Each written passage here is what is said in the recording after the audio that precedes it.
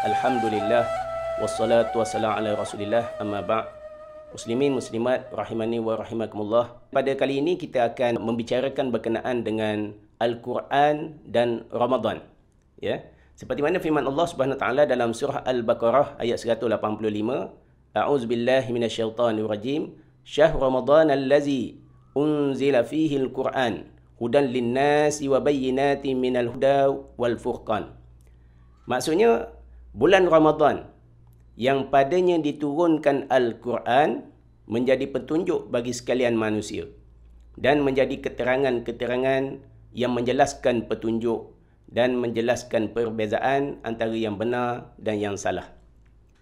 Di dalam ayat ini Allah Subhanahu wa taala menceritakan kepada kita berkenaan dengan kemuliaan Al-Quran yang diturunkan pada bulan yang mulia iaitu Ramadan. Kita melihat contoh salafus salih, ya, generasi terbaik sahabat, tabi'in, atba'ut tabi'in. Mereka bersungguh-sungguh membudayakan Al-Quran sepanjang bulan Ramadan. Seperti mana Imam Malik rahimallahu ta'ala, ya, beliau telah membatalkan seluruh kuliahnya di Masjid An-Nabawi semata-mata untuk memberi fokus kepada membaca Al-Quran. Begitu juga Imam Az-Zuhri, ya, tidak meriwayatkan hadis di bulan Ramadan tetapi fokus kepada membaca Al-Quran. Dan juga Aswad bin Yazid, ya, mampu khatam Al-Quran 2 kali sehari. Qatadah 3 hari sekali, ya. Abu Al-Abbas 3 kali sehari. Sa'id bin Jubair tidak akan bangun selagi tidak khatam membaca Al-Quran di bulan Ramadan. Dan juga Al-Imam Asy-Syafi'i rahimallahu ta'ala 60 kali khatam di bulan Ramadan, ya. Bayangkan mereka bersungguh-sungguh membaca Al-Quran di bulan Ramadan.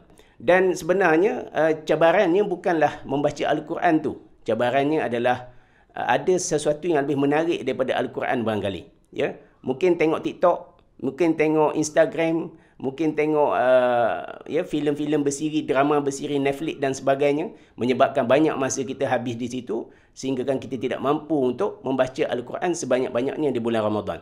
Ya, cabaran dia kita kena mujahadah, ya, lawan hawa nafsu kita membaca Al-Quran.